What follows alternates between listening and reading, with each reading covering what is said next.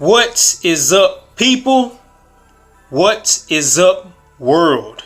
This is Mr. You Know Who It Is, aka Gmail Live, aka Gmail Live Fifth on it, aka G-Man Keeps It Real. What up, people? What up, world? How you feeling? Happy 2 days later, New Year. I've been busy with work. I've been busy with life, bills, whatever, what have you. I'm sure you have. If y'all have families, y'all have get-togethers and holiday festivities and all that. I'm sure y'all just wrapping that up right now, or getting over a high, or hangovers, whatever you do, whatever, what have you. But happy holidays. Hope you enjoyed yourself. If you celebrate that, or if you're into that, I hope you had a wonderful time. But we're going to get into a subject that needs to be addressed, and I don't have any qualms, I don't have any quarrels with this particular person that I am going to be addressing, and especially her message. This is what I really want to get on, because this seems like the moniker, this seems like the mascot, this seems like the cadence, the song and dance of this black gender war, genocide, whatever you want to call it. This black gender war, this quarreling between black men and black women that's been going on ever since YouTube was created. You know, ever since we have reached a platform and a plateau to receive these smartphones and these digital cameras, all we've been doing as black folks, as a people, is getting up here and feuding. And I just say it's the damn truth. You know, we've gone to our little corners, gone to our little sides, and blamed each other for a whole bunch of fuckery and a whole bunch of bullshit. And we continue to see the chaos unfold going into 2017.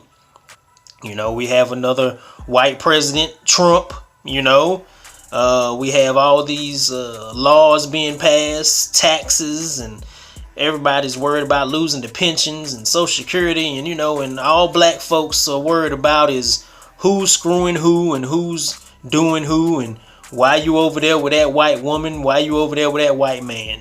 But I think we need to, really analyze what we're saying out of our mouths. I know I'm going to continue doing videos on things that come out of black women's mouth. I know I'm going to continue doing that. I may not do it as often as I should or may want to, because I am a very busy man. Believe it or not, you know, I have a life outside of this. And I like having a life outside of YouTube. Some people don't. We just gotta say it for what it is. Some of y'all motherfuckers who are content creators don't have a life. It just is what it is. This black gender war. I'm about to say black Caitlyn Jenner. This black gender war, this black genocide. This is your life. This is what consumes you. But getting into this woman's message, the one and only Miss Chrissie. I guess she's in her latter 20s, early 30s, or maybe she's in the 30s already. I don't know. But I guess she's a business owner or whatever. I guess she's, excuse my notifications. I guess she's a high-classed, high professional in the corporate world or whatever, you know, climbing the corporate ladder, whatever she does. I haven't done my research on this woman. I know she's well spoken. I know she has great speaking voice, great diction. You know, I give her that. But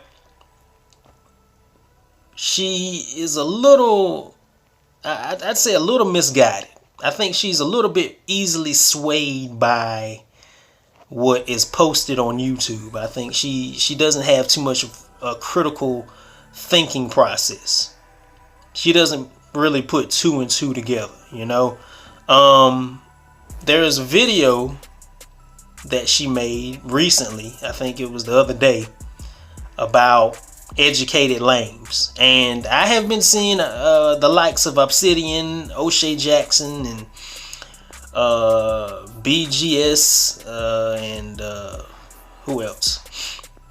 You know, Soul and Black, and you know, I've seen all these conscious cats and these MGTOW brothers and Ibmore brothers. I've seen them make, excuse me, I've seen them make videos, and several videos about the educated lane and about the outliers, like Let's Be Frank puts it.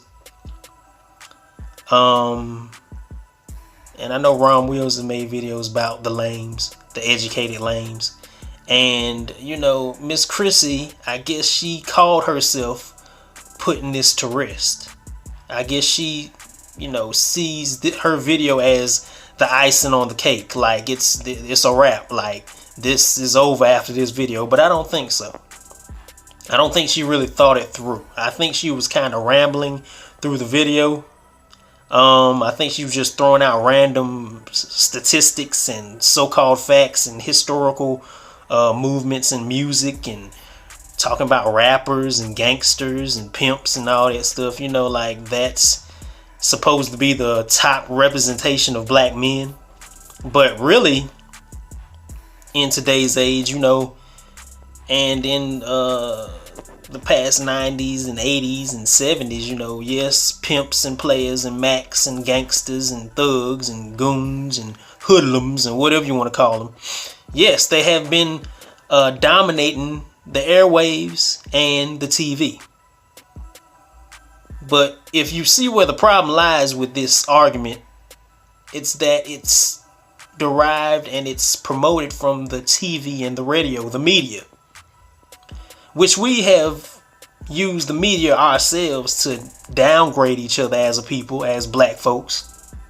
We're still doing it with the graces of YouTube and the good graces of Facebook Live, getting on camera talking about how shitty we are, you know, black men and black women. And we promote this notion of interracial dating, which I have no problem with, because me myself, I might have to go that route, because some of these black women, I'm not going to say all, I'm never going to say all black women, but some of these black women can be a little bit too temperamental and too in their feelings and too emotional, and it's not very rational. And what I want to say is, you know, Miss Chrissie tried to illustrate the educated lame as the boy in the back of the class that never got attention, when it was in fact the thug who was in the back of the class who didn't pay attention. You had the educated lames who were in the front of the class in actuality, who were always raising their hand and always had the answer. And I think that's what really bothers a lot of black women in today's age, that educated lames seem to have all the answers to everything. Oh, you know everything, don't you? You know your history. You know your background. You know who your mommy is. You know who your daddy is. You know who your family is. Oh, you think you're so smart. You think you're so special, but you're ugly. You don't look like shit. You ain't got nobody. You still a lame. You still ain't cool. You still ain't hip. And I think black women value style over being able to make a full sentence.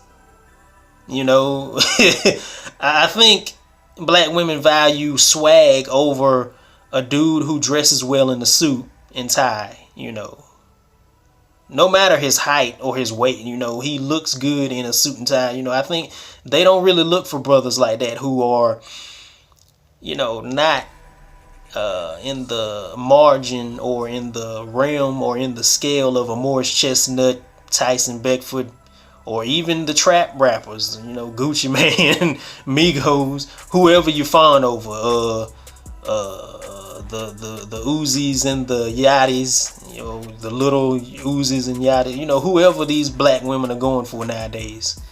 Used to be Lil Wayne, used to be Tupac, you know, they wanted that image.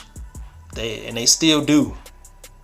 Believe it or not, in 2017, a lot of these sisters, I have to say it, I'm sorry, I know not all of you, but a lot of you sisters, y'all chase that type of dude. And I don't even want to say good dude versus bad dude, because any dude can turn cold. Any dude can turn his cheek. You know, any dude can turn around and be an asshole, you know. So I'm not even going to say good dude, bad dude, good cop, bad cop type shit. I hate that shit anyway. I hate that fucking alpha, beta, because any dude can turn their life around. Any dude could turn their life for better or for worse, depending on his circumstances. So you never know what a dude might haul off and do, you know. And a lot of these women, they feel that the educated lame, so to speak, is so damn educated that he can't get no pussy. He's so damn book smart. He's such a nerd. He's such a geek. He can't get nobody to even give him no pity ass, no pity sex. A lot of these black women feel sorry for these types of dudes because they feel with all that knowledge that they have, they can't do anything for them. As Miss Chrissie stated, the thugs and the gangsters promised them a life that the educated lame couldn't. But Miss Chrissie also admitted that the thugs and the gangsters, the D-boys and the street niggas, didn't follow up on their promises of giving them a better life. Now, I want to know where in the damn rap era, where in hip-hop, not to down this type of music because I listen to rap and hip-hop, but I'm saying, where in those songs did they promise you a better way? Now, I can see if you said, okay, we like the revolutionaries, we like the Kemet dudes, the Unk dudes, you know, the dudes who want to go back in time and be a pharaoh and king and Ptah and Amun-Ra and, you know, Ashe Queen. I can understand you saying, oh, they promised us a revolutionary fight. And I can understand you listen to some old Tupac, his first album where he was talking some revolutionary shit, and you feel that dude, you feel that brother, you sexually attracted. I can understand that, okay. But they still didn't even fulfill their promises, as you stated. So I want to know, what is this video really about? Is it really about the educated lame? What did the educated lames do? Because you claim they did nothing for you. You claim they had nothing to do with this. Now, I know you made this video in spite of the videos that many of the brothers made about educated lames not being able to acquire sisters. And I know you're saying that sisters don't like you. Sisters don't like educated lames. Okay, we get the point. We get it. But with all the dudes you have messed with that were hard, with all the dudes that you messed with who were street, I know you're saying that the educated lame won't stand up to the police brutalities and they're assimilists. They're assimilating into the corporate world and you don't like nobody who assimilates, but sisters assimilate. You even said it yourself that they profit off of welfare. They gotta feed the kids. You know, you said, oh, well, we didn't have a choice. The educated lames won't do nothing, but the street dudes won't do nothing either. I'm trying to figure out, why are we pitted against each other? I'm trying to figure out, why is an educated lame less than a street dude? If the street dude didn't make up for his promises, as you said. I want to know, what promises were made to you? What did the thug tell you that made you feel secure? Besides, I have a big gun and a big dick, and I can impregnate you and leave you alone. What did they do for you, Miss Chrissie? And how is the educated lame at fault when he didn't even have a chance in hell of filling those sweet sugary walls, those sweet mounds on your chest? He didn't have a chance to feel that big brown booty. He didn't have a chance in hell. Every time you saw him, you said, go home, Steve, like Laura Winslow. So the dude went to go find a Myra or a Becky Tough shit. You know, like, why do black women, and this is just my question, this ain't me bashing, this ain't me critiquing, but I just want to know, this is a question, I just want to know why black women feel like the educated lame is responsible for your dating choices.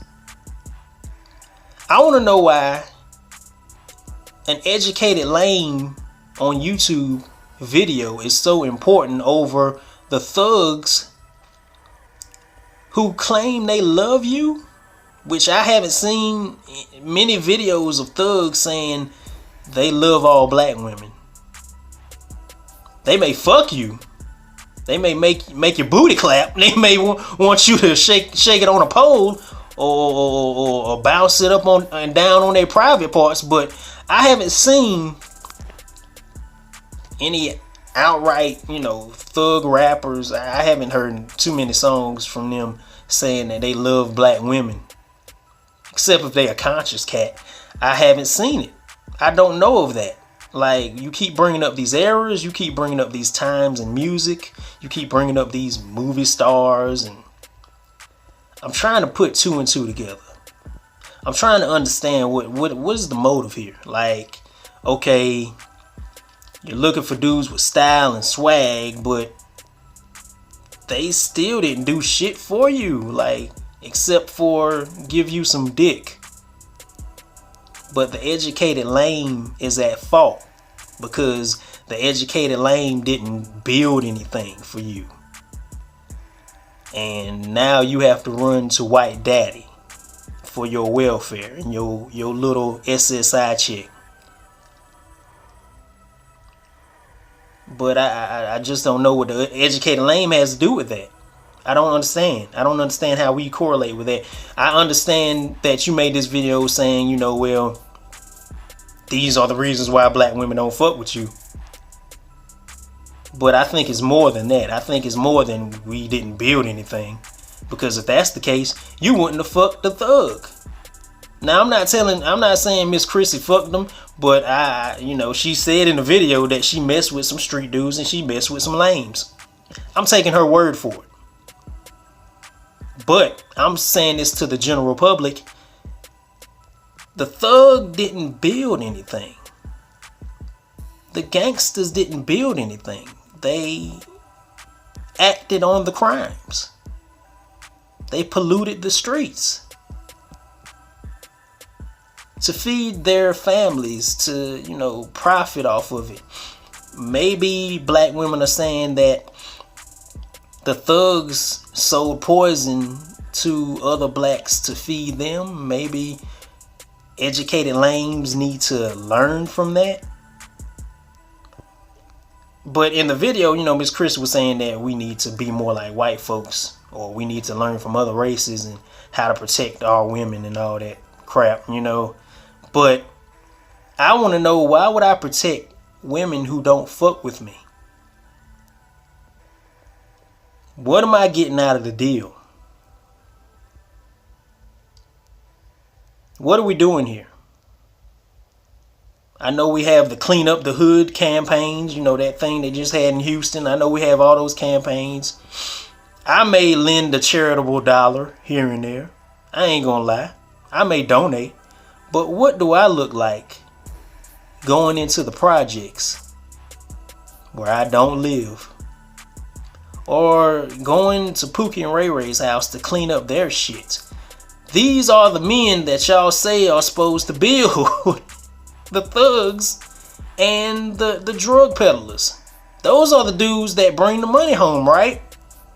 Those are the dudes who do it for you. Those are the dudes who get your pussy moist. Why aren't they building? Excuse my notification. Why aren't they doing anything for you sisters? This is the question. And it's kind of rhetorical.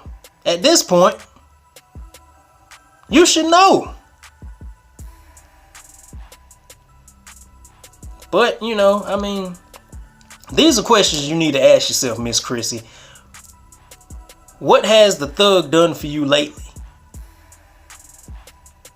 Now, I'm not saying this to big up educated lames, because hey, some educated lames don't fuck with the hood or black folks in general. I understand. They're not for the people, so to speak. And me myself, I'm not pro-black in a sense as well, because I don't see any need to be. There's no benefit from it. Not in this current state that we're in. We're still fighting. We're still infighting. There's still wars in between black men and black women over the pettiest shit. Sometimes over shit we can't even genetically modify or change. We separate ourselves. So maybe the educated lame isn't cool enough to be with you. Maybe the educated lame don't have enough swag and style to be with you. So the educated lame goes elsewhere. How about that? It's been happening for generations. And you have the thugs and the D-boys who pump you and dump you. And they also go elsewhere.